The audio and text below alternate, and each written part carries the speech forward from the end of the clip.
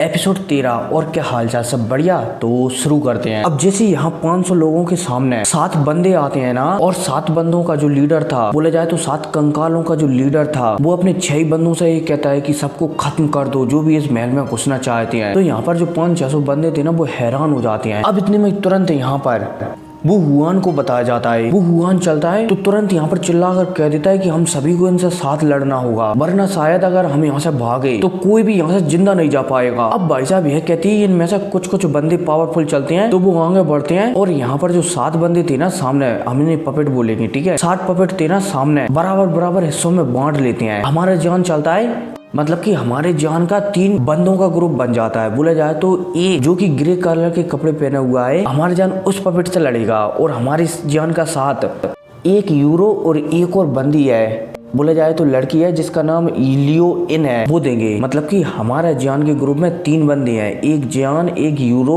और एक है लियो इन, जो कि सामने एक पपेट से फाइट करेंगे जो कि ग्रे कलर के कपड़े पहना है, ठीक है। अब जैसे ही हमारा जान इस पपेट के सामने आता है ना, तो हमारा जान इस पपेट से फाइट करने लगता है। लगे तेरी ये पपेट चलता है। और हाँ, एक पपेट नहीं है, ये एक प्रकार का कंकाल है जो कि बहुत ही लंबे समय से सो रहा था, लेकिन ये देख एकदम इंसानों के जैसा ही रहा है, ठीक है। अब यहाँ पर फाइट होने लगती है। लगे तेरी हमारा जान चलता है तो इस पपेट पर हमला करने लगता है। लगे तेरी। अब जब ये पपेट हमारी जान को इस तरीके से हमला करते हुए देखता है ना, तो ये पपेट चलता है तो अपनी थंडर पावर से, बोले जाए तो बिजलियों की पावर से, एक तीर बनाता है और हमारी जान की ओर शूट कर देता है। अब जैसे हमारी जान इस तीर को आता हुआ देखता है ना, तो हमारी जान चलता है तो अपनी तलवार से इस तीर को बहुत ही आसानी से रोक लेता है। हालांकि इतने में हमारी जान की तलवार को भी बताया जाता है, जिस पर 23 कलर के रंग बिरंगे आग जल रही होती है। मतलब की हमारी जान की तलवार रंग बिरंगी लग रही होती है, ठीक है। अब इतने में सामने का एल्डर, बोला जाए तो पपेट चलता है, तो ये एक अपनी शक्तियों से लाइटनिंग अटैक बनाता है, और तेजी से जो हमारे साथ 2 लड़कियां थी ना, एक का नाम यूरो और एक का नाम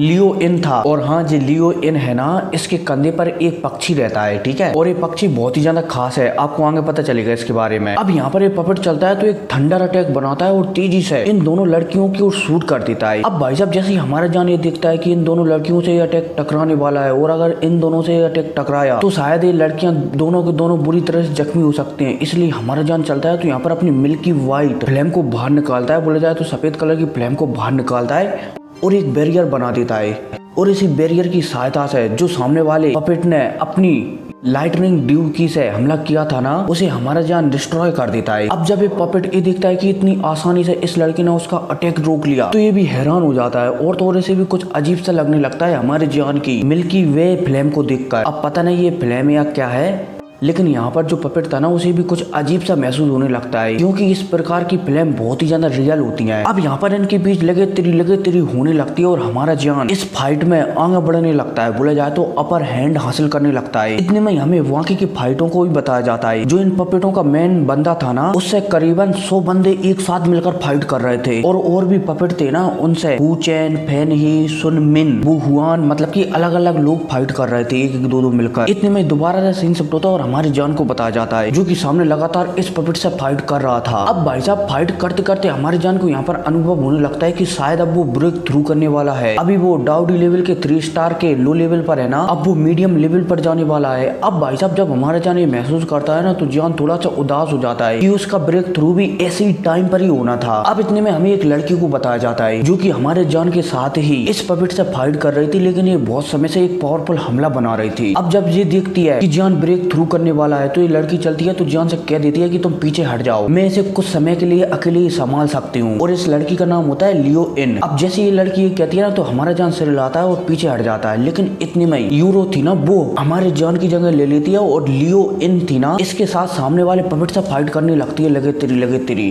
अब लियो इन, जो कि बहुत लंबे समय से जब हमारा जान इस पपेट से लड़ रहा था ना, तब से एक अटैक बना रही थी। लियो इन चलती है तो इस अटैक को इस सामने वाले पपेट की ओर शूट कर देती है, जिस वजह से यहाँ पर चारों तरफ बर्फ ही बर्फ फैल जाता है। और तो और जो सामने वाला पपेट था ना, इसके पैर भी बर्फ में धस जाते हैं, जिस वजह से यहाँ पर ये पपेट हिल भी नहीं पा रहा था। हालांकि ये इस बर्फ को तोड़ने की कोशिश करता है, लेकिन ये बर्फ बहुत ही ज्यादा अजीब था, बोला जाए तो ये क्रिस्टल बहुत ही ज्यादा अजीब थे, इसलिए ये पपेट इतनी आसानी से इस बर्फ को तोड़ नहीं पा रहा था। अब इतने में हमें लियो इन को बताया जाता है, जो कि इस अटैक को करने के बाद थोड़ी सी कमजोर लगने लगी है। लियो इन यहाँ पर समझ जाती है कि अब शायद वो आगे फाइट नहीं कर सकती, क्योंकि उसने अपनी अधिकतर एनर्जी इस अटैक में लगा दी है, जो फिलहाल की अभी हाल उसने इस पपेट पर किया था। इसलिए यहाँ पर अब लियो इन चलती है तो उसकी बची खुची जितनी भी एनर्जी है ना, सारी की सारी एनर्जी अपनी चिड़िया को दे देती है, जिस वजह से चिड़िया बड़ी हो जाती है। अब ये चिड़िया चलती है तो ये यूरो के साथ इस सामने वाले पपेट से फाइट करने लगती है, लगे तेरी।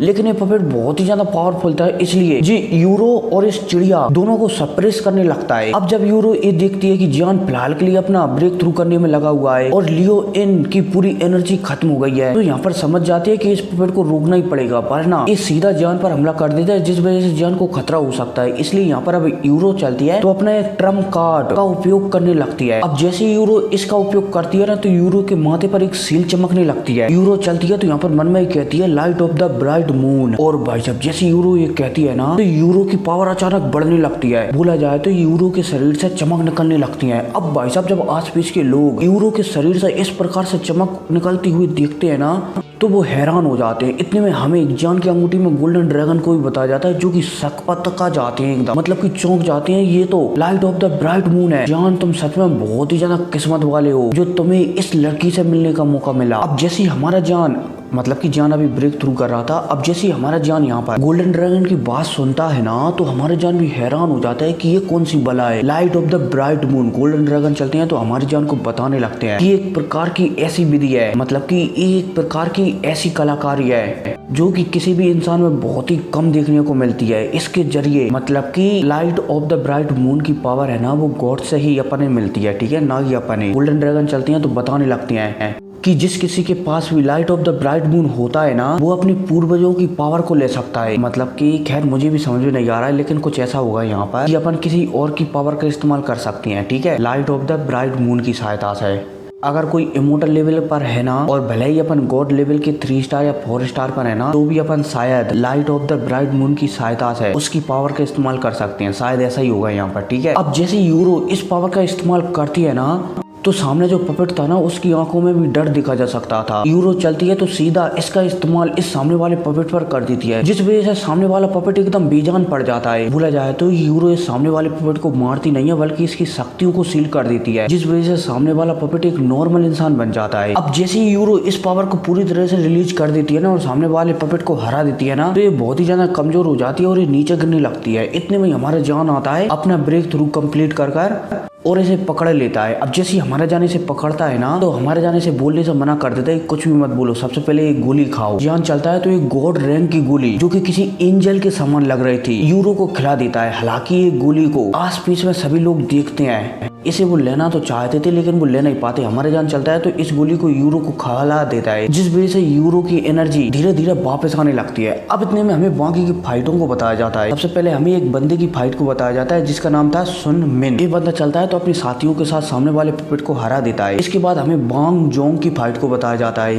ये चलता है तो ये अपनी शॉट से एक किलिंग इंटेंट रीच करता है और इस पपेट को भी हरा देता है। इतने में हमें फैन ही की फाइट को भी बताया जाता है। ये चलती है तो अपनी कुछ साथियों के साथ ये भी सामने एक पपेट को हरा देती है। मतलब कि जब ये सारे के सारे बंदे जियान को अपनी फाइट से निपटते हुए देखते हैं ना, तो ये भी अपने पावरफुल ट्रम्प कार्डों का इस्तेमाल करने लगते हैं और सामने वाले पपेटों को हराने लगते हैं। अब जैसे यहाँ पर सभी के सभी बंदे 6 पपेटों को हरा देते हैं ना, तो जो 7वां पपेट, जो कि 6 पपेटों को ऑर्डर दिया था कि सबको यहाँ पर खत्म कर दो, उसके चेहरे पर हल्की सी मुस्कुराहट आ जाती है। ये 7वें वाला पपेट, मतलब कि 7वें वाला इंसान, जो कि सफेद और ग्रे दोनों कलर के कपड़े पहना हुआ था, एक खुश हो जाता है और यहाँ पर सभी की तारीफ करने लगता है कि बहुत अच्छे बच्चों, तुमने मेरे मोहरों को मिलकर साथ में हरा दिया, बहुत अच्छे। ऐसा लगता है कि तुम सच में गॉड ब्लड लेने के काबिल हो। अब भाई साहब ये बुढ़ा एक कहता ही है, तभी इस बुढ़े की नजर एक दिशा में पड़ती है और वहाँ पर देखकर एक कहने लगता है कि अब तुम क्या छुपी रहोगी, क्या अब तुम्हें सामने नहीं आना। अब भाई साहब ये बुढ़ा एक दिशा की ओर देखकर एक कहता ही है, तभी हैरान हो जाते हैं यहाँ पर सभी के सभी लोग, आखिरकार ये बुढ़ा